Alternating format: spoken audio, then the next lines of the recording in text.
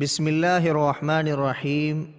لبیک اللہم لبیک، لبیک لا شریک لک لبیک، ان الحمد والنعمت لک والملک لا شریک لک، لبیک اللہم لبیک، لبیک لا شریک لک لبیک، ان الحمد والنعمت لک والملک لا شریک لک۔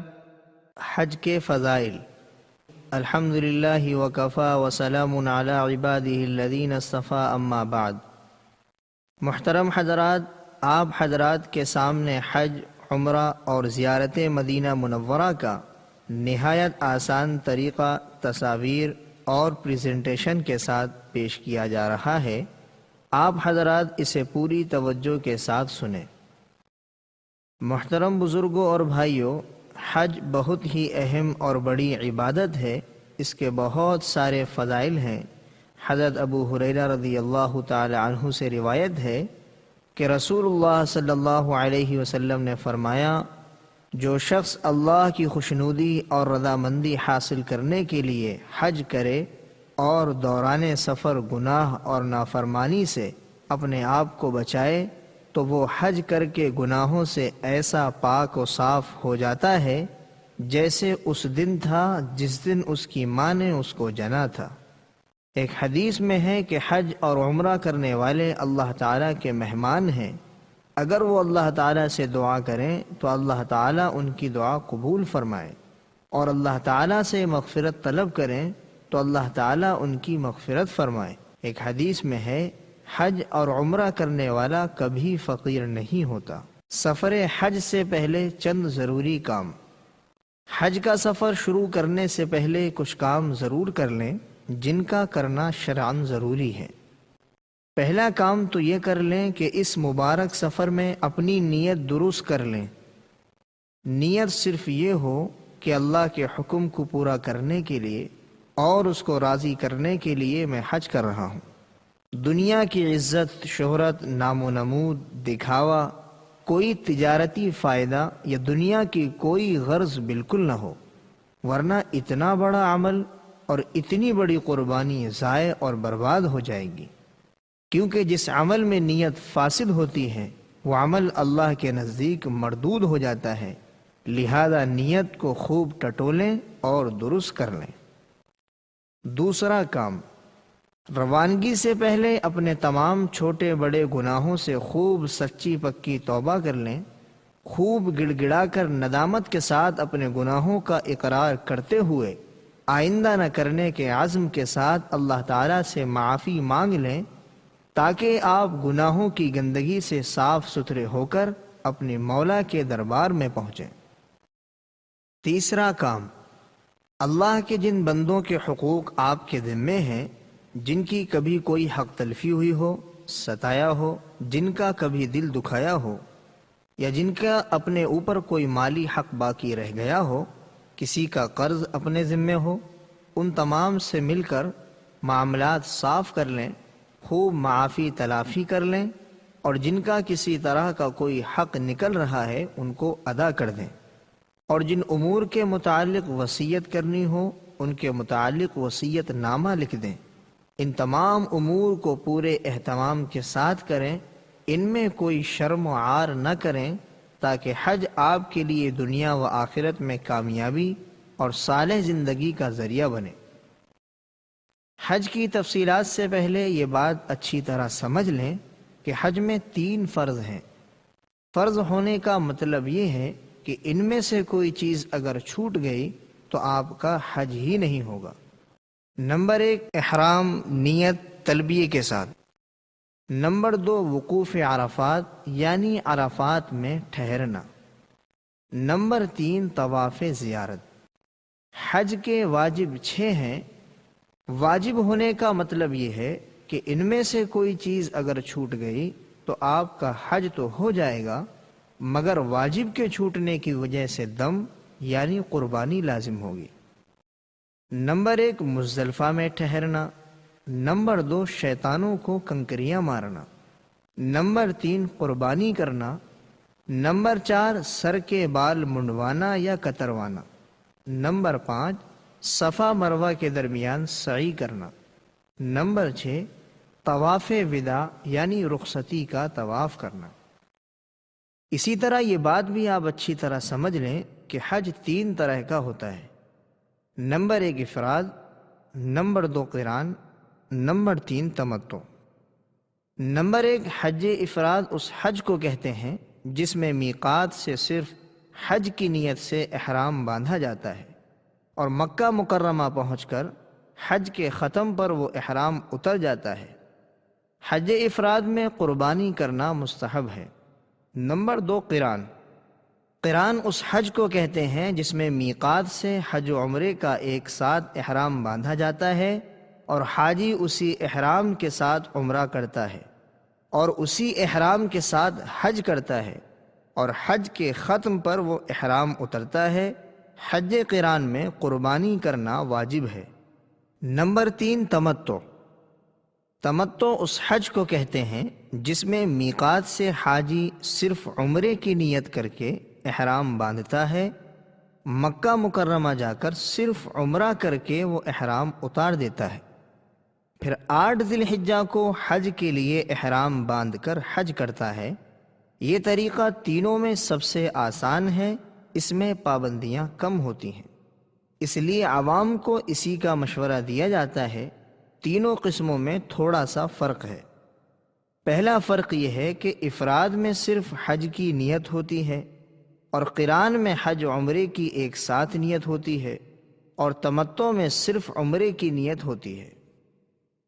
دوسرا فرق یہ ہے کہ افراد اور قران میں احرام شروع سے حج کے ختم تک باقی رہتا ہے اور پابندیاں بھی اس میں زیادہ ہیں، اور تمتع میں عمرہ کر کے احرام کھل جاتا ہے، پھر حاجی اپنے کپڑوں میں رہتا ہے اور 8 ذی الحجہ کو حج کا احرام باندھتا ہے۔ تیسرا فرق یہ ہے کہ قران اور تمتع میں حج کی قربانی واجب ہے، جبکہ افراد میں حج کی قربانی واجب نہیں بلکہ مستحب ہے۔ تینوں قسموں میں افضل کیا ہے؟ احناف کے نزدیک قران افضل ہے، پھر تمتع کا درجہ ہے، پھر افراد کا درجہ ہے۔ آپ حضرات فضیلت کے ساتھ سہولت کو سامنے رکھتے ہوئے ان میں سے کسی ایک حج کی نیت کریں۔ بہتر یہ ہے کہ اگر آپ 8 ذی الحجہ سے کچھ پہلے مکہ مکرمہ پہنچتے ہیں یا پہلے مدینہ منورہ جا کر پھر 8 ذی الحجہ کے قریب قریب مکہ مکرمہ پہنچتے ہیں تو آپ قران کا احرام باندھیں، اس لیے کہ آپ کے اوپر زیادہ پابندیاں نہیں ہوں گی۔ اور اگر آپ 8 ذی الحجہ سے 10، 15، 20 دن پہلے مکہ مکرمہ پہنچتے ہیں تو پھر بہتر یہ ہے کہ آپ تمتع کا احرام باندھیں تاکہ آپ پر زیادہ پابندیاں لاگو نہ ہوں اور حج آسانی سے ادا ہو جائے۔ گھر سے روانگی۔ اب آپ اپنے گھر سے روانہ ہو رہے ہیں، وہ مبارک گھڑی آ گئی ہے جس کا بہت دنوں سے آپ کو انتظار تھا۔ روانگی سے پہلے ہو سکے تو 2 رکعت نفل نماز پڑھ لیں۔ نماز کے بعد سفر میں سہولت و عافیت کی، گناہوں سے بچنے کی اور حج کی قبولیت کی دعا کر لیں۔ نکلنے سے پہلے اپنا پورا سامان منظم کر لیں۔ ضروریات کا سامان لے لیں، جو چیزیں ممنوع ہیں وہ بالکل نہ لیں تاکہ کسٹم وغیرہ میں پریشانی نہ ہو۔ اپنے سامان کو اچھی طرح پیک کر کے بیگ پر بڑے حروف میں پورا ایڈریس یعنی پتہ لکھیں، ملک کا نام بھی ضرور لکھیں، اور اپنے بیگ پر ایسی کوئی علامت ضرور رکھیں کہ دیکھتے ہی آپ اپنے سامان کو پہچان لیں۔ گھر سے دعا پڑھ کر نکلیں۔ بسم اللہ توکلت علی اللہ لا حول ولا قوت الا باللہ۔ دعا یاد نہ ہو تو صرف بسم اللہ الرحمن الرحیم پڑھ کر نکلیں۔ سواری کا پہلے سے نظم رکھیں۔ فلائٹ کے وقت سے 3-4 گھنٹے پہلے ہی ایئرپورٹ پر پہنچ جائیں۔ احرام کا طریقہ اور ترتیب۔ حج اور عمرے میں سب سے پہلا عمل احرام ہے۔ احرام کسے کہتے ہیں؟ بہت سے لوگ 2 چادروں کو احرام سمجھتے ہیں، اس لیے وہ یہ سمجھتے ہیں کہ حج یا عمرے کی نیت کر کے جب ان دو چادروں کو پہن لیا تو جب تک حج یا عمرے کو پورا نہ کر لیں اس وقت تک ان دو چادروں کو اتار نہیں سکتے، حالانکہ ان کا یہ خیال درست نہیں ہے۔ احرام حقیقت میں حج یا عمرے کی نیت کر کے لبیک پڑھنے کا نام ہے۔ ان دو چادروں کا نام احرام نہیں ہے، لیکن چونکہ احرام میں سلے ہوئے کپڑوں کا پہننا منع ہے، حاجی ان دو چادروں میں ہی رہتا ہے، اس لیے لوگ ان دو چادروں کو بھی احرام کہہ دیتے ہیں، مگر حقیقت میں اس کا نام احرام نہیں ہے۔ لہٰذا اگر یہ چادریں گندی ہو جائیں، ناپاک ہو جائیں یا میلی ہو جائیں یا کسی اور وجہ سے حاجی اگر احرام کی چادریں بدلنا چاہیں تو بدل سکتا ہے، بار بار بھی بدل سکتا ہے، البتہ پابندیوں والی حالت برابر باقی رہے گی۔ احرام باندھنے سے پہلے حجامت، زیر ناف، لبیں اور ناخن ترشوا کر فارغ ہو جائیں۔ احرام سے پہلے غسل کرنا سنت ہے، نہ ہو سکے تو وضو ہی کر لیں۔ مردوں کے لیے احرام میں دو چادریں ہوتی ہیں بغیر سلی ہوئی، ایک چادر کو تہبند یعنی لنگی کی طرح باندھ لیں اور دوسری چادر اوڑھ لیں، یہ احرام بن گیا۔ مگر یاد رکھیں ابھی احرام شروع نہیں ہوا، احرام شروع ہوگا نیت کر کے۔ لبیک اللہم لبیک لبیک لا شریک لک لبیک ان الحمد والنعمت لک والملک لا شریک لک۔ پڑھ لینے کے بعد، احرام باندھنے کے بعد اوپر کی چادر سے سر ڈھانک کر 2 رکعت نفل پڑھ لیں احرام کی۔ اگر مکروہ وقت نہ ہو اور ٹوپی پہن کر بھی یہ 2 رکعت نفل آپ پڑھ سکتے ہیں، کیونکہ ابھی احرام شروع نہیں ہوا۔ بہتر یہ ہے کہ احرام کی چادریں گھر پر باندھیں اور نفل بھی گھر پر پڑھ لیں، نیت ابھی نہ کریں۔ ہوائی جہاز میں بیٹھنے کے بعد جب آپ فضا میں پرواز کر لیں اس وقت نیت کریں، مگر فضا میں پرواز کرتے ہی فوراً نیت کر لیں، پھر دیر نہ کریں۔ اگرچہ ہوائی جہاز میں میقات آنے سے کچھ دیر پہلے کپتان کی طرف سے یہ اعلان ضرور ہوتا ہے کہ اب آپ اپنی میقات سے گزرنے والے ہیں، مگر آپ اس کا انتظار نہ کریں، کہیں ایسا نہ ہو کہ نیند آ گئی اور آپ میقات سے بغیر احرام کے گزر جائیں۔ اگر اس طرح آپ میقات سے بغیر احرام کے گزر گئے تو آپ پر دم لازم آئے گا، یعنی حرم میں پہنچ کر ایک بھیڑ یا بکرے کی قربانی کرنی پڑے گی۔ لہذا پرواز ہونے کے بعد نیت میں دیر نہ کریں۔ یہ مشورہ حاجیوں کو اس لیے دیا جاتا ہے کہ اگر خدا نخواستہ فلائٹ لیٹ ہو گئی یا کسی وجہ سے حاجی حج پر نہ جا سکے تو احرام کی پابندیاں نبھانا مشکل ہو جائے گا۔ وہ اپنا احرام اس وقت تک نہیں اتار سکے گا جب تک وہ حرم شریف میں ایک جانور کی قربانی نہ کروا لیں۔ اس لیے بہتر یہ ہے کہ فلائٹ اڑنے کے بعد نیت کریں۔ جو حجاج کرام یہاں سے سیدھا مدینہ منورہ جا رہے ہیں وہ یہاں سے احرام نہ باندھیں، وہ مدینہ منورہ سے جب مکہ معظمہ کے لیے روانہ ہوں گے تو مدینے والوں کی میقات ذوالحلیفہ سے احرام باندھیں گے۔ عورتوں کا احرام۔ یاد رکھیں عورت کا احرام صرف اس کے چہرے کا کھلا رکھنا ہے۔ عورت اپنے سلے ہوئے کپڑوں میں رہے گی، موزے، دستانے اور زیورات بھی پہن سکتی ہے، البتہ چہرہ کھلا رکھنا ضروری ہے، یعنی پیشانی سے لے کر ٹھوڑی تک چہرہ کھلا رکھنا ضروری ہے، لیکن ایسا نہ ہو کہ بے پردگی ہو، پردہ بھی ضروری ہے۔ لہذا سر پر کیپ نما نقاب ڈالیں جس سے پردہ بھی ہو جائے اور کپڑا بھی چہرے پر نہ لگے۔ ایسا نقاب بازار میں مل جاتا ہے۔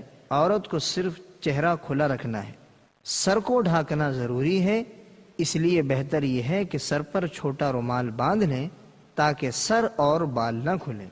لیکن یاد رکھیں یہ احرام کا حصہ نہیں ہے، اس لیے وضو میں سر پر باندھے ہوئے اس کپڑے کو کھول کر مسح کرنا ضروری ہے۔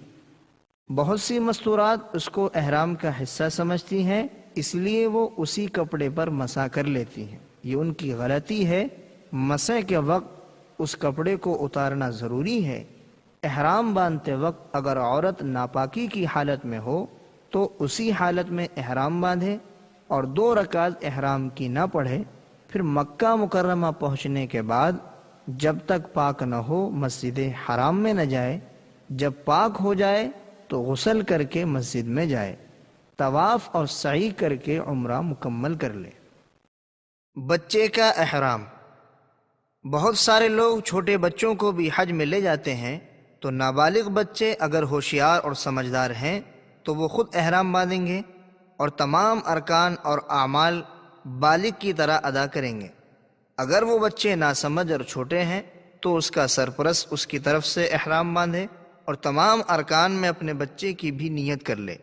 نابالغ بچوں کے حج کا ثواب ان کے سرپرستوں کو ملے گا۔ یہاں پر ایک مسئلہ اچھی طرح سمجھ لیں کہ اگر نابالغ سے حج کے افعال میں کمی بیشی یا کوئی غلطی ہو گئی تو اس پر کوئی سزا یا کوئی دم واجب نہیں ہوگا۔ اب آپ کو 2 باتیں سمجھنی ہیں، نیت کیسے کرنا اور احرام کی پابندیاں کیا ہیں۔ ہندوستان سے جانے والے اکثر حاجی صاحبان حج تمتع ہی کرتے ہیں، جس میں عمرہ پہلے کیا جاتا ہے اور مکہ مکرمہ پہنچ کر عمرہ پورا کر کے احرام اتار دیا جاتا ہے، اور پھر حج کا احرام 8 ذی الحجہ کو دوبارہ باندھا جاتا ہے۔ لہذا اب ہم عمرہ اور حج الگ الگ سمجھ لیں۔ اگر آپ کا حج حج تمتع ہے تو یوں نیت کریں، اے اللہ میں عمرے کی نیت کرتا ہوں تو اس کو آسان فرما، قبول فرما۔ نیت دل کے ارادے کا نام ہے، زبان سے بھی کہہ دیں تو بہتر ہے۔ نیت کرتے ہی مرد ذرا بلند آواز سے اور عورتیں آہستہ آواز سے لبیک پڑھیں۔ لبیک اللہم لبیک لبیک لا شریک لک لبیک ان الحمد والنعمت لک والملک لا شریک لک۔ اس دعا کو تلبیہ کہتے ہیں۔ یہ حج اور عمرے کی خاص دعا ہے۔ اگر آپ مکہ مکرمہ کے قیام کے دوران بار بار عمرہ کریں یا ہندوستان سے عمرے کے ارادے سے مکہ مکرمہ جائیں تو عمرے کی نیت اور عمرے کا طریقہ ایسا ہی ہوگا جیسا یہ ہے۔ اس کو بار بار اور ہر موقع پر پڑھنا ہے، گویا حج میں افضل ذکر یہی ہے۔ یاد رکھیں، نیت کے بعد لبیک پڑھے بغیر آپ کی نیت مکمل نہیں ہوگی۔ اس کے بعد پھر آپ کو بار بار لبیک پڑھتے رہنا ہے۔ اس کو ذرا دھیان کے ساتھ پڑھنا ہے۔ اور یہ لبیک کیا ہے؟ یہ حضرت ابراہیم علیہ السلام کی پکار کا جواب ہے۔ حضرت ابراہیم علیہ السلام نے اللہ کے حکم سے اللہ کے بندوں کو پکارا تھا کہ آؤ اللہ کے در پر حاضری دو، اور جو بندے حج اور عمرے میں تلبیہ پڑھتے ہیں تو گویا وہ یوں کہتے ہیں، اے اللہ تو نے اپنے بندے حضرت ابراہیم علیہ السلام سے آواز لگوا کر ہمیں بلایا تھا، تو ہم حاضر ہیں، ہم حاضر ہیں، تیرے سامنے حاضر ہیں۔ احرام کی پابندیاں۔ نمبر 1، جب آپ نے احرام باندھ کر نیت کر لی اور لبیک پڑھ لیا تو آپ پر احرام کی پابندیاں لگ گئیں۔ اب آپ سر اور چہرہ نہیں ڈھانک سکتے بلکہ ہر وقت کھلا رہے گا۔ سوتے میں بھی سر اور چہرہ نہیں ڈھانک سکتے، اور عورت صرف چہرہ نہ ڈھانکے یعنی اس پر کپڑا نہ لگائے۔ عورت کے لیے سر کو چھپانا ضروری ہے۔ نمبر 2، اب آپ خوشبو نہیں لگا سکتے، نہ سونگھ سکتے ہیں، لیکن بغیر ارادے کے خوشبو سونگھ لی تو کوئی حرج نہیں۔ یہ حکم مرد اور عورت دونوں کے لیے ہے۔ خوشبو کے بارے میں موٹی موٹی 2-4 باتیں اور سمجھ لیں۔ احرام کی حالت میں ٹوتھ پیسٹ نہیں کر سکتے، صابن سے ہاتھ وغیرہ نہیں دھو سکتے، خوشبو والا کوئی شربت نہیں پی سکتے، لونگ الائچی وغیرہ نہیں کھا سکتے۔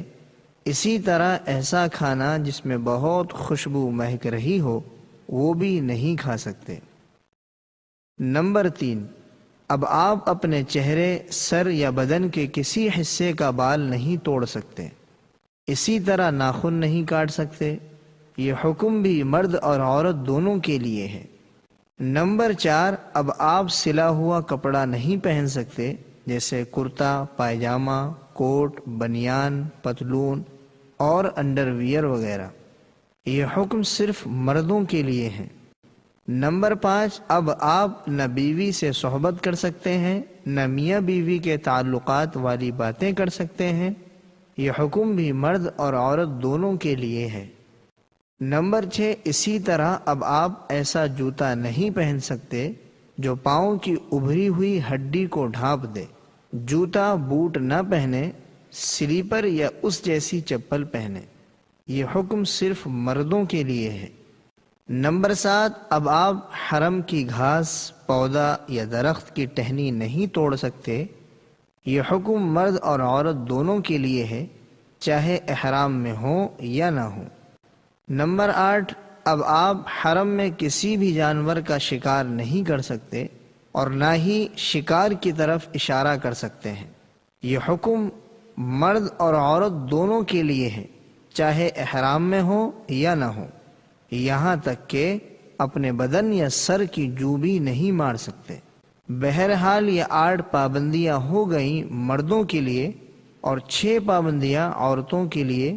ان پابندیوں کے خلاف کرنے میں بعض صورتوں میں دم یعنی بکرے کی قربانی واجب ہوتی ہے، اور بعض صورتوں میں صدقہ فطر، اور بعض صورتوں میں تھوڑا بہت صدقہ واجب ہو جاتا ہے۔ لیکن یاد رکھیں، چونکہ غلطیاں ہوتی رہتی ہیں، عورتوں سے بھی اور مردوں سے بھی۔ عورتوں کے چہروں پر کپڑا تھوڑا بہت لگ ہی جاتا ہے، لہٰذا تھوڑا بہت صدقہ دوران سفر کرتے رہیں۔ ایک اہم بات، آپ بہت اونچی جگہ جا رہے ہیں جہاں لاکھوں حاجی ہوں گے، سفر بھی لمبا ہے، تو آپ پہلے سے ہی تیار رہیں کہ اس سفر میں جو بھی مشقت یا تکلیف پہنچے گی اس پر صبر و تحمل سے کام لیں گے، غصہ اور لڑائی جھگڑا نہیں کریں گے۔ یہ بہت بری بات ہے۔ یہ سمجھ کر اپنے دل کو سمجھا لیں کہ اللہ کے گھر کا سفر ہے اور یہ سب اللہ کے گھر کے مہمان ہیں۔ پھر علماء نے لکھا ہے کہ حاجی احرام کی حالت میں جس طرح رہتا ہے اس کی وہ کیفیت موت تک باقی رہتی ہے۔ لہذا لڑائی جھگڑے اور ہر گناہ سے اپنے آپ کو بچاتے رہیں اور احرام کی حالت میں اپنے آپ کو اچھی عادتوں کا پابند بنائیں تاکہ موت تک ہماری یہ کیفیت باقی رہے۔ اب آپ جدہ اتریں گے۔ حج اور عمرے کا پہلا کام یعنی احرام آپ نے باندھ لیا۔ اب آپ کو مکہ مکرمہ پہنچنے تک کوئی خاص کام نہیں کرنا ہے، بس احرام کی پابندیوں کو اچھی طرح نبھانا ہے اور لبیک بہت کثرت سے پڑھتے رہنا ہے۔ حدیث شریف میں ہے کہ وہ حج بہت اچھا اور قبولیت سے قریب ہوتا ہے جس میں لبیک زیادہ پڑھی گئی ہو۔ لبیک اللہم لبیک لبیک لا شریک لک لبیک ان الحمد والنعمت لک والملک لا شریک لک۔ یہ سفر تقریباً 5 گھنٹے کا ہے۔ اس کے بعد آپ جدہ ایئرپورٹ پر اتریں گے۔ سب سے پہلے آپ کو ایئرپورٹ کے ایک ہال میں بٹھایا جائے گا، وہاں آپ اپنی نماز اور ضروریات سے فارغ ہو جائیں۔ اس ہال میں زیادہ وقت بھی لگ سکتا ہے۔ یہاں آپ کو امیگریشن کے لیے لائن لگانی پڑے گی۔ اس کے بعد آپ کا سامان آپ کے بیلٹ سے لینا ہوگا۔ اپنا سامان لے کر پاسپورٹ اور کسٹم وغیرہ کی کارروائی مکمل کرا لیں، پھر باہر نکلیں۔ جیسے ہی آپ باہر نکلیں گے تو ایک بڑی ٹرالی میں آپ کا سامان بھر دیا جائے گا۔ آپ اس ٹرالی کا نمبر ضرور یاد رکھیں۔ ہال سے نکلنے کے بعد آپ کو اپنے پاسپورٹ پر بس کا کوپن لگوانا ہے۔ اس کے لیے وہاں ٹینٹ نما آفس بنے ہوتے ہیں جس کے کاؤنٹر پر آپ اپنے پاسپورٹ پر بس کا کوپن لگوائیں۔ اس کے بعد آپ اپنے ملک کے سفارت خانے کے پاس جائیں گے جہاں آپ کے ملک کے بہت سارے جھنڈے لگے ہوں گے۔ وہاں آپ کا سامان ٹرالی میں رکھا ہوگا۔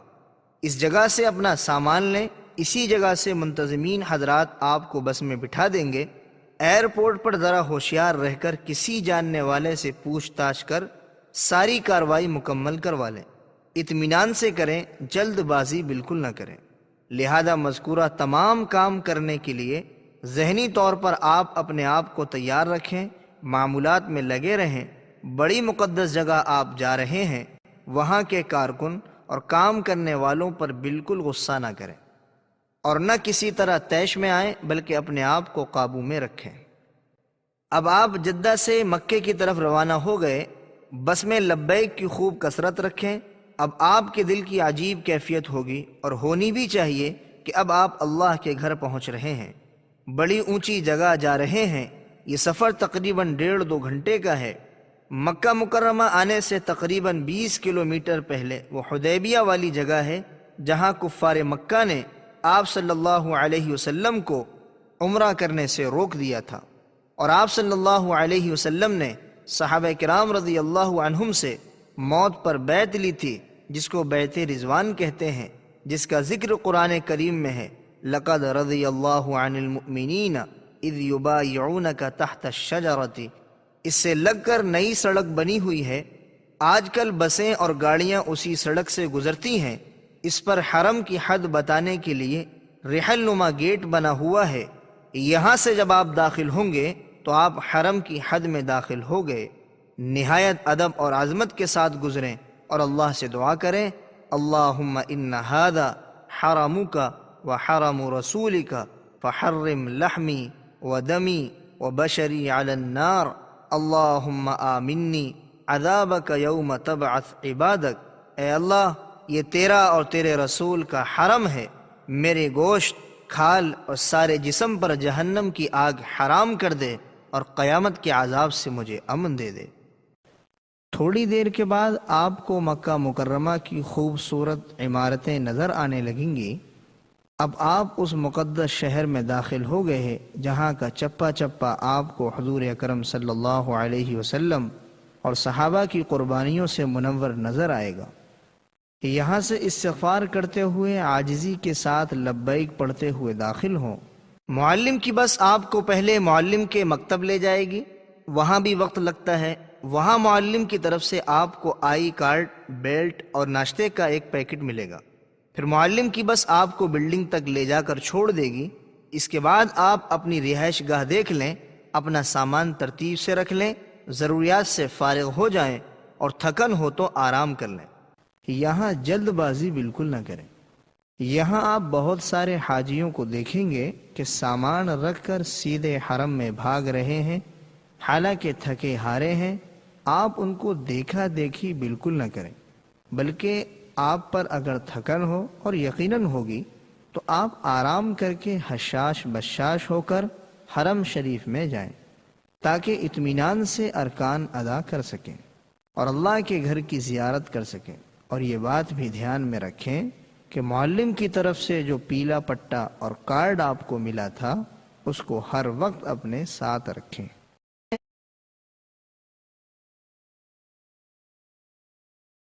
بیت اللہ کی حاضری۔ اپنے کمرے سے باوضو ہو کر اور لبیک کثرت سے پڑھتے ہوئے عاجزی کے ساتھ مسجد حرام کی طرف چلیں۔ اگر آپ عزیزیہ میں ٹھہرے ہیں تو آپ کے لیے بس کا انتظام ہوگا۔ اب مسجد حرام میں کسی بھی دروازے سے داخل ہوں، سنت کے مطابق دائیں پیر سے دعا پڑھتے ہوئے داخل ہوں اور اعتکاف کی نیت کر لیں تاکہ جب تک آپ مسجد حرام میں رہیں اعتکاف کا ثواب ملتا رہے۔ اس طرح دعا پڑھیں، بسم اللہ والصلاة والسلام علی رسول اللہ، اللہم اغفر لی ذنوبی وافتح لی ابواب رحمتک، نویت سنت الاعتکاف۔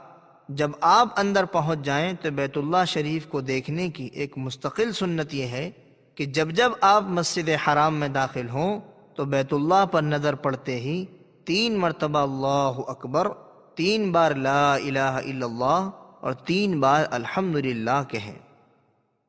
اب آپ کو عمرہ کرنا ہے۔ عمرے کے لیے ہماری اس ویڈیو کو دیکھیں جو اسکرین پر ہے، اس میں تفصیل کے ساتھ عمرے کا طریقہ بتایا گیا ہے۔ انشاءاللہ ڈسکرپشن میں اس کا لنک دے دیا جائے گا، اس میں آپ عمرے کا طریقہ سمجھ سکتے ہیں۔ حج تک عمرے سے فارغ ہو کر اگر آپ نے حج تمتع کی نیت کی ہے تو 8 ذی الحجہ تک بغیر احرام کے رہیں گے۔ اب آپ پر کوئی پابندی نہیں ہے۔ ان دنوں میں آپ اپنے وقت کو قیمتی سمجھ کر حرم میں نماز باجماعت کا اہتمام کریں، ذکر کریں، تلاوت کریں۔ حرم میں ایک نیکی کا ثواب 1 لاکھ ہوتا ہے، اس کی قدر کریں۔ حدیث میں ہے روزانہ بیت اللہ پر 120 رحمتیں نازل ہوتی ہیں، 60 طواف کرنے والوں پر 40 نماز پڑھنے والوں پر اور 20 بیت اللہ کو دیکھنے والوں پر۔ طواف، نماز اور تلاوت سے تھک جائیں تو صرف بیت اللہ کو دیکھتے رہیں۔ اس زمانے میں سب سے اہم عبادت طواف ہے، لہذا جتنی اللہ نے طاقت دی ہو طواف کریں۔ نفلی طواف اپنے لیے، اپنے مرحومین کے لیے کریں۔ نفلی عمرے بھی کر سکتے ہیں۔ عمرہ کرنے کے لیے آپ مکے کے باہر مسجد عائشہ یا طائف کے میقات مسجد جعرانہ سے احرام باندھ کر مکے میں آئیں، طواف سعی اور عمرہ کر کے حلق کریں۔ بڑی عظمت والی جگہ آپ پہنچے ہیں، پتہ نہیں آئندہ یہاں کی حاضری مقدر ہے یا نہیں، اس لیے ایک ایک لمحے کی فکر کریں، بالکل وقت ضائع نہ کریں، خوب گڑ گڑا کر اللہ تعالیٰ سے دعائیں مانگیں۔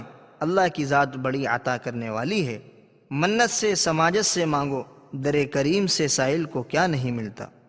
تنعیم یعنی مسجد عائشہ وہ جگہ ہے جہاں سے نفلی عمرے کے لیے احرام باندھا جاتا ہے۔ مکہ مکرمہ میں نمازیں قصر یا پوری؟ ایک مسئلہ آپ اچھی طرح سمجھ لیں کہ آپ مکہ میں نمازیں قصر کریں گے یا پوری پڑھیں گے۔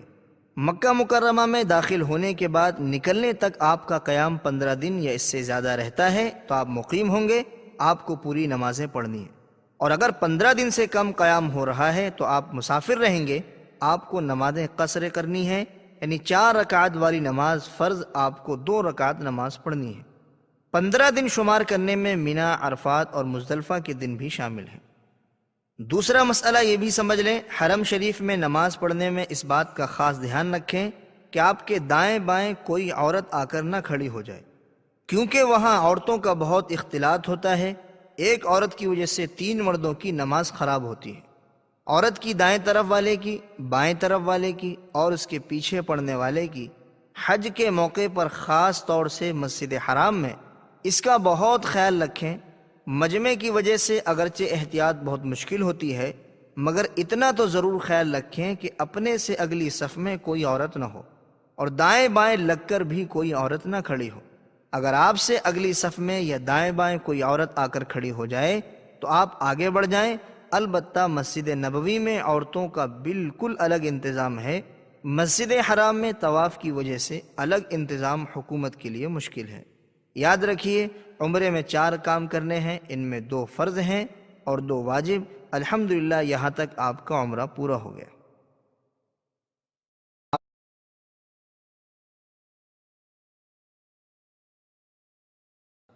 حج کے 5 دن 8 ذی الحجہ سے حج کا وقت شروع ہو جاتا ہے۔ 8، 9، 10، 11 اور 12 ذی الحجہ، ان 5 دنوں میں آپ کو کچھ اعمال و ارکان کرنے ہیں، اسی کو حج کہتے ہیں۔ 8 ذی الحجہ سے پہلے یعنی 7 ذی الحجہ کو عشاء کے بعد سے ہی تیاری کر لیں، کیونکہ حاجی زیادہ ہوتے ہیں تو معلم حضرات عشاء کے بعد سے ہی حاجیوں کو مینا لے جانا شروع کر دیتے ہیں۔ معلم آپ کو ہدایت دے دے گا، اس کے مطابق آپ تیاری کر لیں۔ اپنی تمام ضروریات سے فارغ ہو کر غسل کر لیں اور احرام باندھیں جیسے پہلے باندھا تھا۔ ایک چادر کو لنگی کی طرح پہن لیں اور ایک چادر اوڑھ لیں، اور جیسے پہلے سر ڈھانک کر 2 رکعت نماز پڑھی تھی اب بھی پڑھ لیں۔ سلام پھیر کر چادر سر سے ہٹا کر حج کی نیت کر لیں۔ اللہم انی ارید الحج فیسرہ لی وتقبل منی۔ اے اللہ، میں حج کی نیت کرتا ہوں تو اس کو میرے لیے آسان فرما اور قبول فرما۔ نیت کے ساتھ ہی 3 مرتبہ ذرا بلند آواز سے لبیک پڑھیں۔ لبیک اللہم لبیک، لبیک لا شریک لک لبیک، ان الحمد والنعمت لک والملک لا شریک لک۔ اور عورتیں آہستہ آواز میں لبیک پڑھیں۔ اب آپ کا احرام شروع ہو گیا اور وہ ساری پابندیاں لگ گئیں جو پہلے بیان کی گئیں، اور جن حضرات کا حج افراد یا قران ہے ان کا احرام تو پہلے سے ہی بندھا ہوا ہے۔ اب آپ 10ویں یا 11ویں تاریخ کو قربانی کر کے سر کے بال منڈوائیں گے، تب آپ کا احرام ختم ہوگا۔ اب آپ کو پہلے کی طرح ہر موقع پر چلتے پھرتے، اٹھتے بیٹھتے خوب ذوق و شوق کے ساتھ اور اللہ کی عظمت و محبت کے ساتھ لبیک پڑھتے رہنا ہے، اور 10 ذی الحجہ کو بڑے شیطان کو کنکری مارنے تک لبیک پڑھتے رہیں، اور یہ خیال کر کے پڑھنا ہے میں حضرت ابراہیم علیہ السلام کی پکار کا اللہ کو جواب دے رہا ہوں اور اللہ میری بات سن رہا ہے۔ حج کا پہلا دن 8 ذی الحجہ۔ آج آپ مینا پہنچیں گے۔ 8 تاریخ کو ظہر سے پہلے تقریباً تمام حاجی مینا پہنچ جاتے ہیں۔ یہاں پہلے سے خیمے یعنی ٹینٹس لگے ہوتے ہیں۔ معلم کی بس آپ کو آپ کے خیمے میں پہنچا دے گی۔ تصویر میں آپ مینا کا منظر دیکھ رہے ہیں۔ مینا جاتے وقت اس کا خیال رکھیں کہ بہت زیادہ سامان اور وزن اپنے ساتھ نہ لے جائیں، ورنہ آپ پریشان ہوں گے، کیونکہ آپ کو یہاں پیدل ہی چلنا پڑے گا۔ ضرورت کا سامان ضرور لے جائیں، مثلا 1 جوڑا احرام کی چادریں، ہوا کا تکیہ، لنگی، پلاسٹک کا مسلح، چٹائی، پردہ کرنے کے لیے چادریں، بریڈ، ستو، فروٹس، لوٹا، صابن، کنکری کی تھیلی، چپل رکھنے کی تھیلی وغیرہ۔ مینا جانے سے پہلے معلم کی بس کا نمبر اور مینا میں آپ کا خیمہ کہاں ہے پہچان کر لیں۔ اپنا تعارفی کارڈ ہر وقت اپنے ساتھ رکھیں۔ اپنے خیموں میں پہنچ کر اس بات کا پورا دھیان رکھیں کہ بے پردگی نہ ہو، اس لیے اگر ہو سکے تو خیمے کے ساتھیوں کو جوڑ کر حکمت و محبت کے ساتھ ان سے بات کر کے بیچ میں پردہ ڈال دیں، تاکہ مستورات ایک طرف ہو جائیں اور مرد ایک طرف ہو جائیں۔ مینا مکہ مکرمہ سے 3 میل کے فاصلے پر 2 طرفہ پہاڑوں کے درمیان بہت بڑا میدان ہے۔ تصویر میں آپ یہ میدان دیکھ رہے ہیں۔ مینا میں آج آپ کو 5 نمازیں پڑھنی ہیں، ظہر، عصر، مغرب، عشاء اور 9 ذی الحجہ کی فجر۔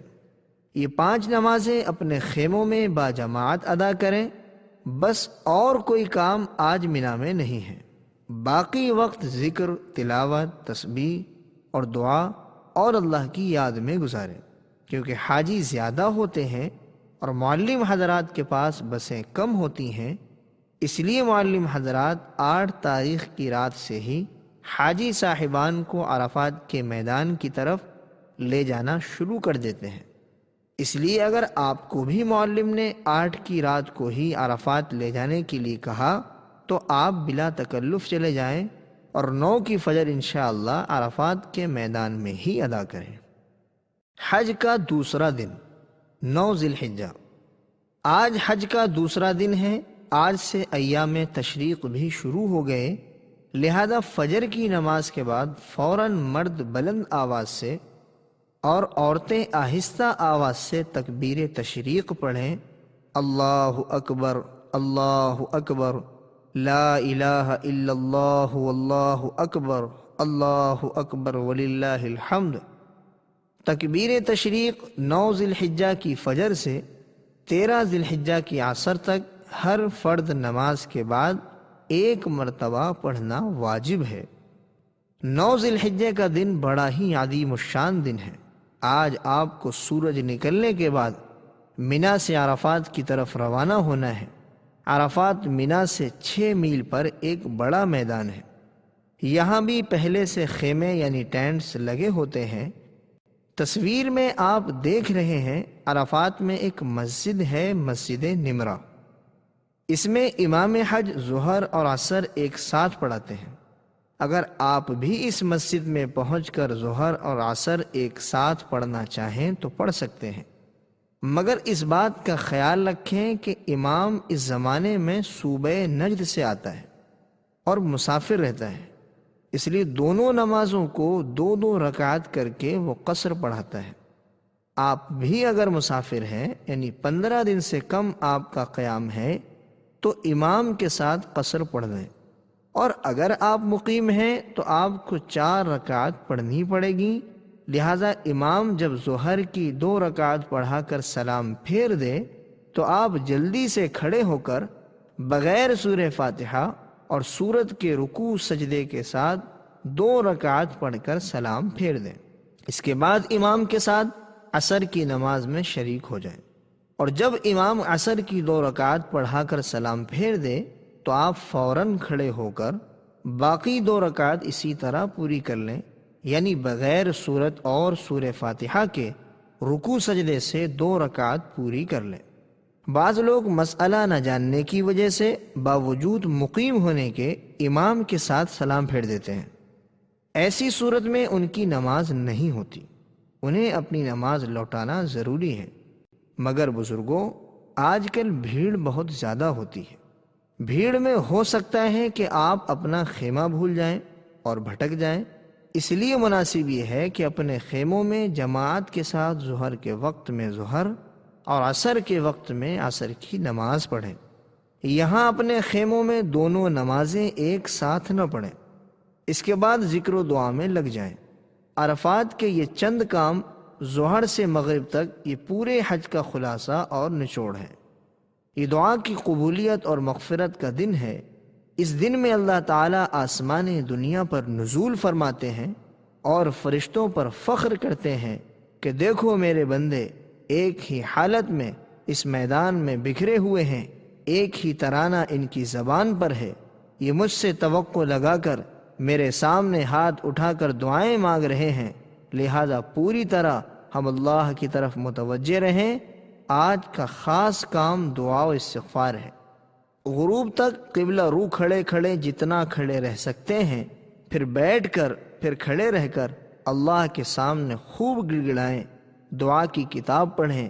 اس دن میں اپنے مالک کو جتنا منوا سکتے ہیں منوا لیں، اپنے لیے، گھر والوں کے لیے، والدین کے لیے، رشتہ داروں کے لیے، محسنین کے لیے، دوست احباب کے لیے، مرحومین کے لیے، تمام حاجیوں کے لیے اور پوری امت کے لیے خوب گڑ گڑا کر دعائیں مانگیں، جس زبان میں مانگ سکتے ہیں مانگیں۔ عرفات کے میدان میں زوال سے غروب تک کے وقت میں تھوڑی دیر وقوف کرنا یعنی ٹھہرنا حج کا بہت بڑا فرض ہے۔ عرفات کے معمولات۔ عرفات میں ظہر کے بعد یہ 4 عمل کریں۔ نمبر 1، چوتھا کلمہ 100 مرتبہ، لا الہ الا اللہ وحدہ لا شریک لہ لہ الملک ولہ الحمد وہو علی کل شیء قدیر۔ بسم اللہ کے ساتھ سورہ اخلاص 100 مرتبہ، بسم اللہ الرحمن الرحیم، قل هو اللہ احد اللہ الصمد لم یلد ولم یولد ولم یکن لہ کفوا احد۔ درود ابراہیم اخیر میں وعلینا معہم کے ساتھ 100 مرتبہ پڑھیں۔ اللہم صلی علی محمد وعلی آل محمد کما صلیت علی ابراہیم وعلی آل ابراہیم انک حمید مجید وعلینا معہم۔ اللہم بارک علی محمد وعلی آل محمد کما بارکت علی ابراہیم وعلی آل ابراہیم انک حمید مجید وعلینا معہم۔ استغفار جو آپ کو یاد ہو 100 مرتبہ، استغفر اللہ ربی من کل ذنب واتوب الیہ۔ اس کے ساتھ قرآن کی تلاوت، مناجات مقبول یا حزب الاعظم بھی پڑھ سکتے ہیں تو ضرور پڑھیں۔ حضور اکرم صلی اللہ علیہ وسلم سے عرفات میں دودھ پینا ثابت ہے، لہذا سنت کی اتباع میں آپ بھی اگر میسر ہو سکے تو دودھ پی لیں یا کوئی اور چیز کھا پی لیں۔ یہاں پر ایک مسئلہ اچھی طرح سمجھ لیں کہ یوں تو عرفات کا وقت 9 تاریخ کے زوال سے لے کر 10 تاریخ کی صبح صادق تک ہے، یعنی اس درمیان کوئی بھی آدمی حج کی نیت سے احرام پہن کر ایک لمحے کے لیے بھی عرفات میں کھڑا ہو جائے تو وہ حاجی ہو جائے گا۔ مگر اس میں ایک واجب اور بھی ہے۔ جو شخص 9 ذی الحجہ کو دن میں عرفات کے میدان میں پہنچ گیا، اس کو غروب تک رکنا ضروری ہے۔ اب وہ غروب کے بعد ہی عرفات کے میدان سے نکلے، اگر وہ غروب سے پہلے نکل گیا تو دم دینا ہوگا، ورنہ اس کا حج صحیح نہیں ہوگا۔ مزدلفہ کی طرف روانگی۔ جب سورج غروب ہو جائے تو مغرب کی نماز پڑھے بغیر مزدلفہ کی طرف روانہ ہو جائیں۔ مغرب کی نماز نہ عرفات میں پڑھیں نہ راستے میں، بلکہ مزدلفہ پہنچ کر عشاء کے وقت میں مغرب اور عشاء دونوں نمازیں ایک ساتھ پڑھیں۔ ایک اذان اور ایک تکبیر کے ساتھ، یعنی اذان کے بعد تکبیر کہہ کر فوراً مغرب کی جماعت شروع کریں، فرض پڑھ کر فوراً سلام پھیر دیں اور اس کے بعد بغیر تکبیر کے عشاء کی جماعت شروع کریں۔ اس کے بعد مغرب کی سنتیں، پھر عشاء کی سنتیں اور وتر پڑھیں۔ مزدلفہ عرفات سے 3 میل پر ایک میدان ہے، یہاں خیمے نہیں لگے ہوتے ہیں۔ یہ رات آپ کو مزدلفہ میں گزارنی ہے۔ یہ رات بڑی عظیم الشان اور بڑی قابل قدر ہے۔ روایتوں میں ہے کہ یہ رات شب قدر سے زیادہ قابل قدر اور افضل ہے۔ روایتوں میں ہے کہ حجۃ الوداع میں رسول اللہ صلی اللہ علیہ وسلم نے عرفات میں امت کے لیے بہت کچھ مانگا، سوائے ایک دعا کے۔ اللہ تعالیٰ نے ساری دعائیں قبول فرما لی، لیکن مزدلفہ میں پہنچ کر آپ نے خوب گڑ گڑا کر اللہ سے دعائیں کی اور اسی دعا کو پھر مانگا، تو یہاں پر اللہ نے وہ دعا بھی قبول فرما لی اور آپ امت کے انجام سے بہت ہی خوش اور مطمئن ہو گئے۔ اور شیطان کو دیکھا کہ بہت ہی واویلا کر رہا ہے اور اپنے سر پر مٹی ڈال رہا ہے، لہذا یہ رات بڑی عظیم ہے، اس کی ہمیں خوب قدر کرنا ہے۔ فجر کے بعد سے سورج نکلنے کے قریب تک تھوڑی دیر مزدلفہ میں ٹھہرنا یہ حج کا واجب ہے۔ فجر سے پہلے ہرگز مزدلفہ سے نہ نکلیں، ورنہ واجب چھوٹ جائے گا اور دم دینا پڑے گا۔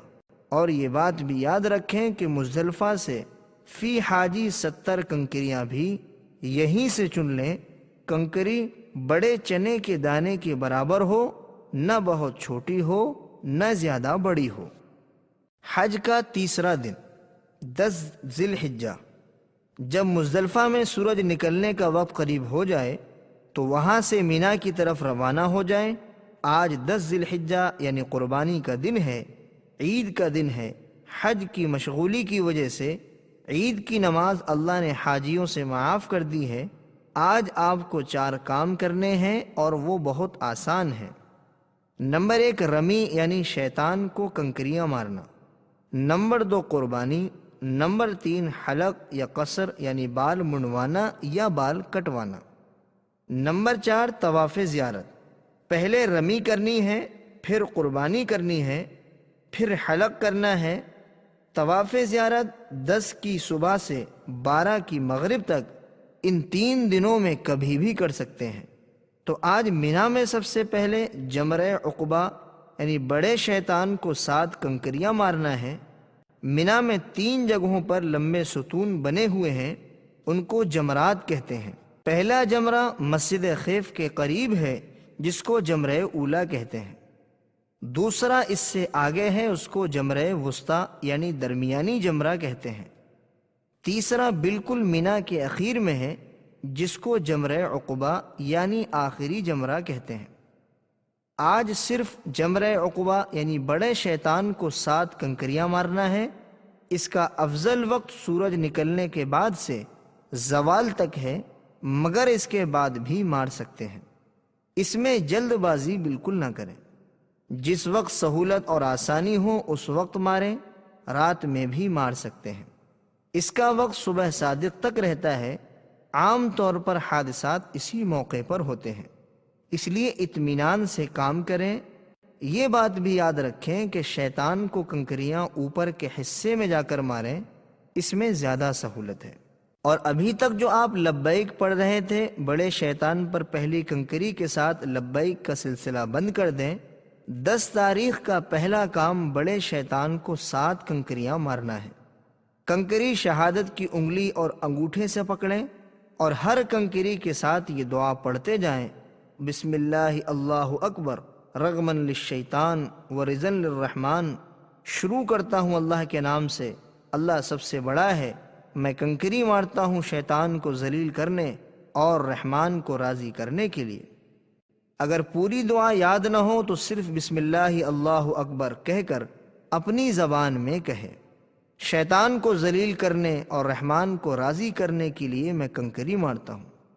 یہ بات ذہن میں رکھیں کہ کنکریاں ستون ہی کو لگنا ضروری نہیں، بلکہ ستون کے اطراف میں بنے ہوئے دائرے میں بھی گر جائے گی تو واجب ادا ہو جائے گا۔ یہ بات بھی اچھی طرح سمجھ لیں کہ ہر کنکری کو الگ الگ مارنا ہے، اگر کسی نے غلطی سے ساری کنکریاں ایک ساتھ مار دیں تو یہ ایک ہی کنکری مانی جائے گی، لہذا ایک ایک کنکری کو الگ الگ ماریں۔ کنکری مارنے کے لیے جب اپنے خیمے سے چلیں تو کچھ کنکریاں زیادہ لے کر چلیں، اور ان کنکریوں کو سنبھال کر رکھیں۔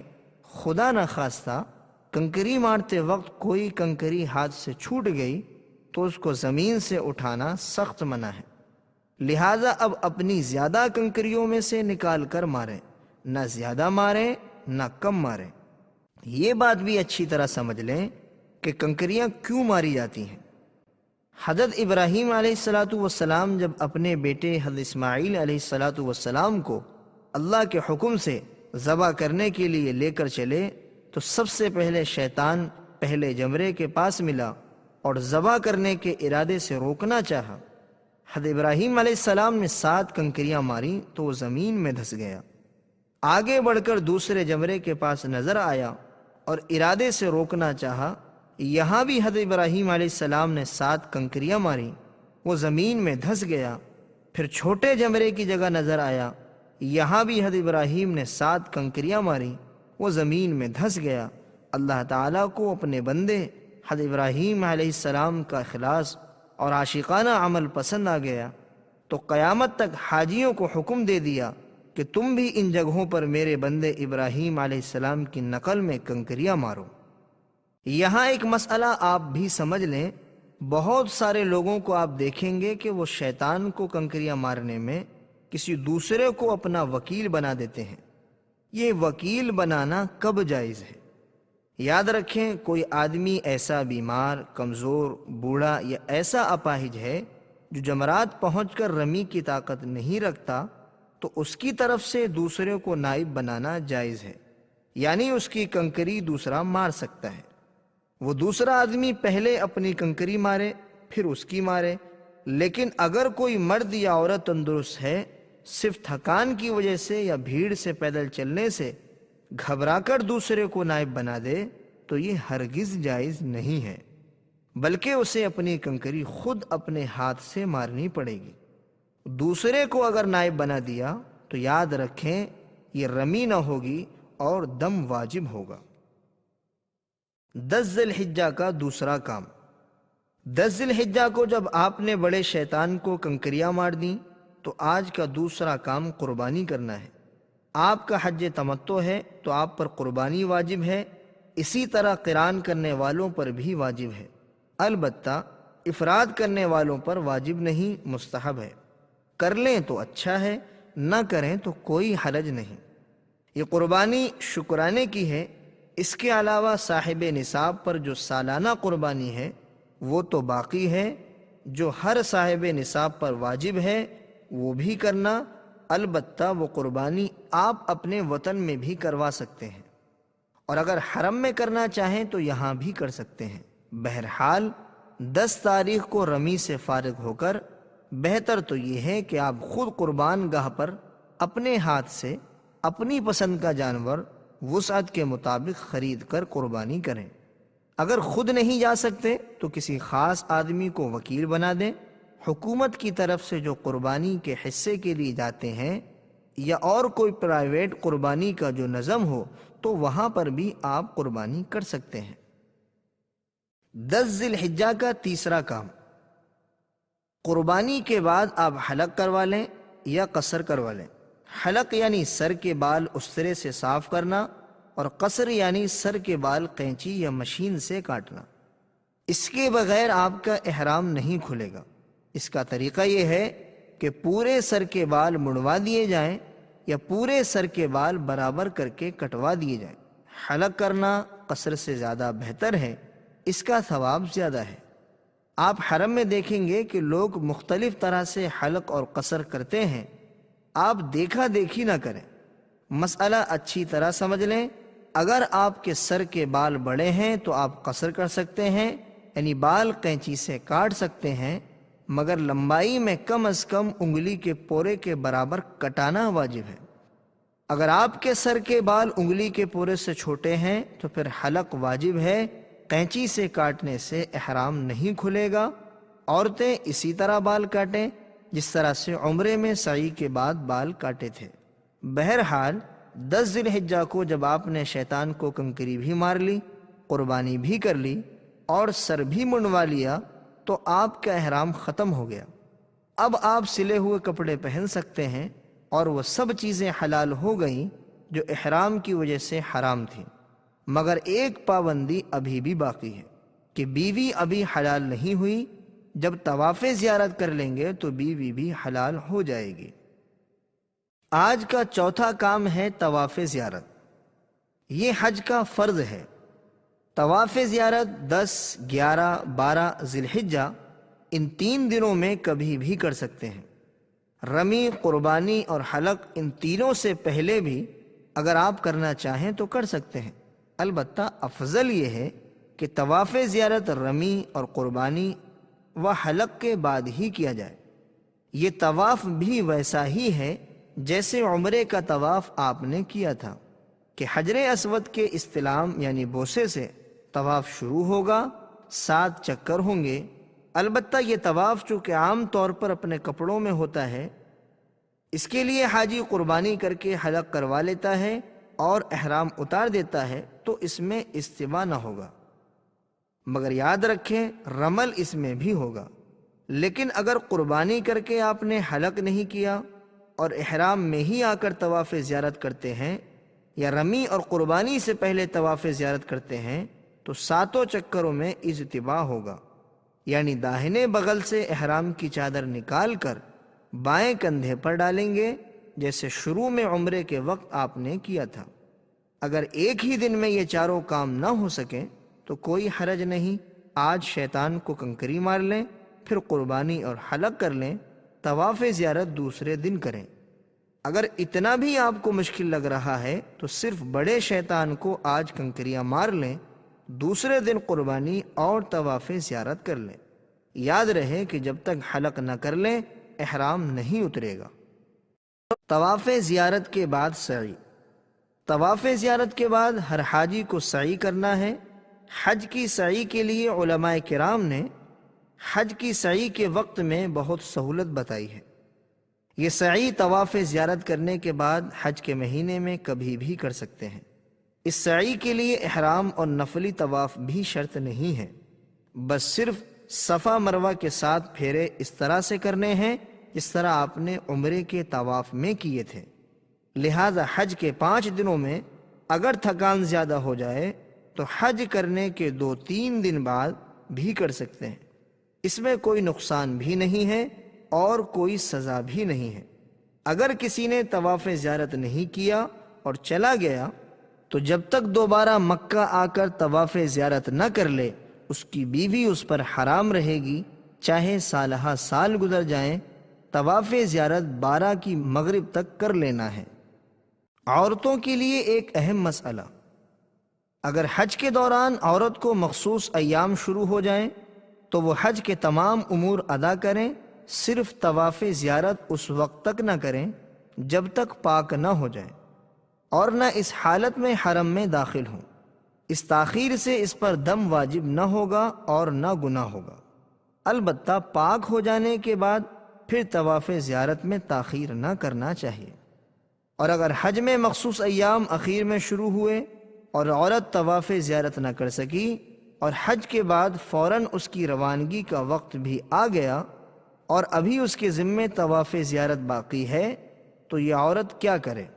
تو اس میں آپ اچھی طرح مسئلہ سمجھ لیں کہ حج کے بعد عورت کا قافلہ روانہ ہو رہا ہے اور اس کے لیے رکنے کی کوئی شکل نہیں ہے، تو اس عورت کے لیے مسئلہ یہ ہے اسی ناپاکی کی حالت میں کپڑا اچھی طرح لپیٹ کر استغفار کرتے ہوئے طواف زیارت کر لے اور اس کے بعد حرم میں بڑے جانور کی قربانی کرا دے۔ بڑے جانور سے مراد گائے، بیل اور اونٹ ہے۔ حج کا چوتھا دن 11 ذی الحجہ۔ آج آپ کو زیادہ کام نہیں کرنا ہے۔ اگر 10 تاریخ کو قربانی کی اور طواف زیارت نہیں کیا تھا تو اس کو آج کر لیں، اگر کر لیا تھا تو ٹھیک ہے۔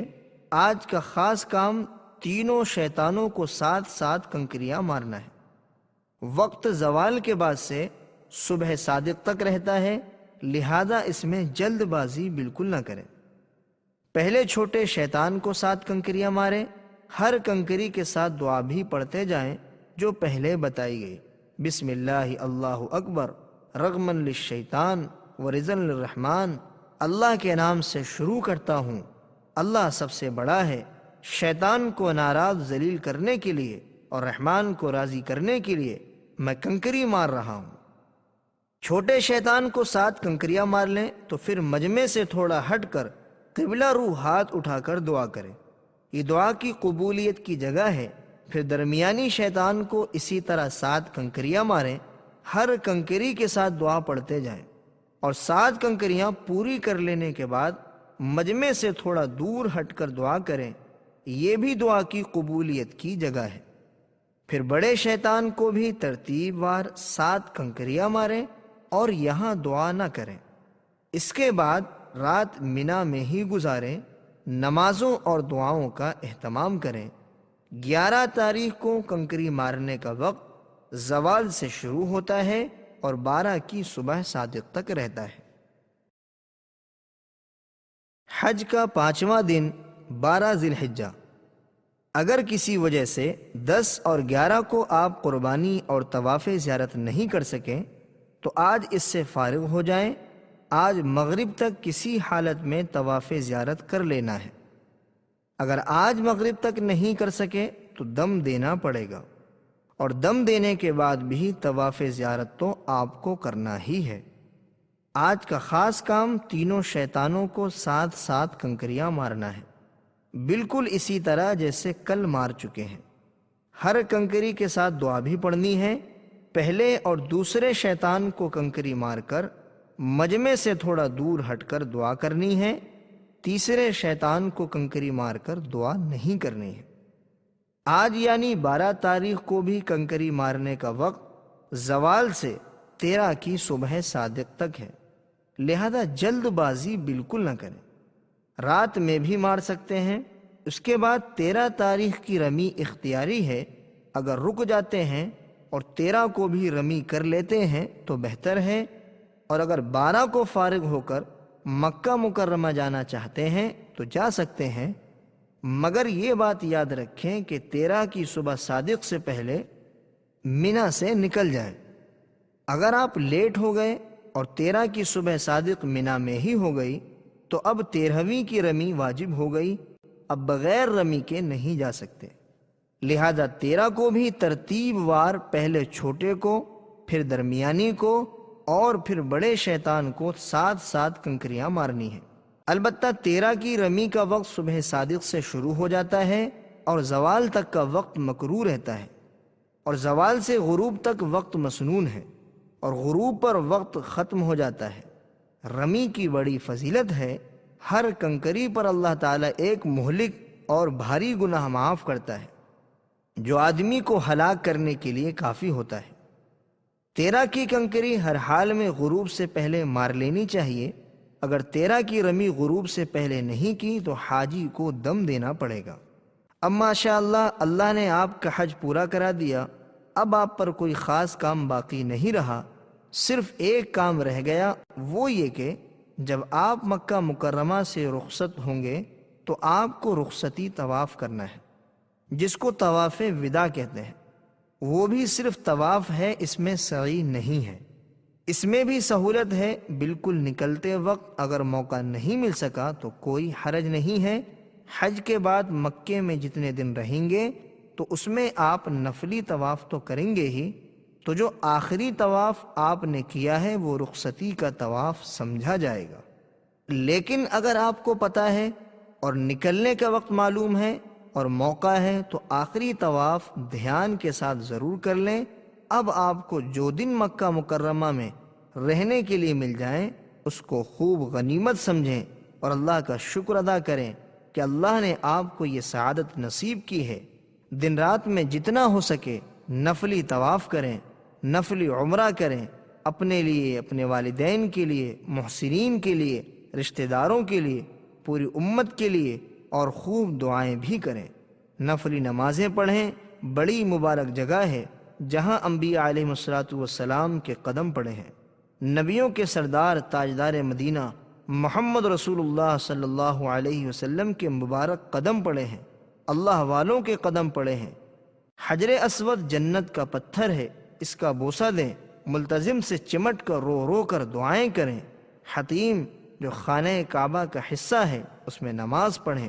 محبت و عظمت سے اللہ کے گھر کو صرف دیکھتے ہی رہیں، کیا پتہ ان مبارک جگہوں پر پھر حاضری کی سعادت میسر آتی ہے یا نہیں۔ کتنے لوگ امیدیں لے کر دنیا سے چلے گئے اور موقع نہیں مل سکا، اور اللہ نے آپ کو سنہرا موقع دیا ہے، اس لیے اس کو خوب غنیمت سمجھیں اور اللہ کی رحمتوں اور نعمتوں کو جتنا لوٹ سکیں لوٹیں۔ مزے لوٹو کلیم اب بن پڑی ہے، مزے لوٹو کلیم اب بن پڑی ہے، بڑی اونچی جگہ قسمت لڑی ہے۔ حجاج کرام سے آخری گزارش، اب الحمدللہ حج، عمرہ اور زیارت مدینہ منورہ پر تفصیلی بیان پورا ہوا۔ آپ حضرات اپنے سفر میں معتبر علماء کرام کی کچھ کتابیں بھی ضرور رکھیں تاکہ دوران سفر آپ استفادہ کر سکیں، فائدہ اٹھا سکیں۔ دوران سفر کوئی مسئلہ اگر حج، عمرہ یا زیارت میں پیش آ جائے تو علماء کرام سے ضرور پوچھیں۔ اگر وہاں کوئی نہ ملے تو اپنے یہاں کے ایک دو علماء کرام کے نمبر بھی ضرور اپنے پاس رکھیں تاکہ ضرورت کے وقت رجوع کر سکیں۔ اس کے علاوہ اس سفر میں دین کی بنیادی اور ضروری باتیں سیکھنے کا بھی خاص اہتمام کریں۔ آپ کو ماشاءاللہ کافی وقت ملے گا، اس میں آپ بہت کچھ سیکھ سکتے ہیں۔ آسانی کے لیے اسی پروگرام کے ساتھ ایک چھوٹی سی کتاب پاکٹ سائز کی مختصر دینیات اردو یا انگلش میں اپنے پاس رکھیں، جس میں دین کی بہت ضروری اور بنیادی باتیں لکھی ہوئی ہیں جن کا سیکھنا ہر مسلمان پر فرض ہے۔ اس سفر میں اپنی زندگی کو بدلنے کا پکا عزم بھی کر لیں اور اللہ تعالیٰ سے اس کی دعا بھی کریں۔ ہر کام کو سنت کے مطابق کرنے کی عادت ڈالیں اور کوشش کریں کہ آپ کا یہ حج مبرور ہو جائے۔ حدیث شریف میں ہے، الحج المبرور لیس لہ جزاء الا الجنہ، حج مبرور کا بدلہ سوائے جنت کے کچھ نہیں ہے۔ حج مبرور کس کو کہتے ہیں؟ اس کی تشریح میں علماء کے بہت سارے اقوال ہیں۔ ان میں ایک قول حسن بصری رحمۃ اللہ علیہ کا بھی ہے۔ وہ فرماتے ہیں کہ حج مبرور اس حج کو کہتے ہیں جس حج کے بعد حاجی کی زندگی میں تبدیلی آ جائے، زندگی نیک اور صالح اعمال میں گزرنے لگے،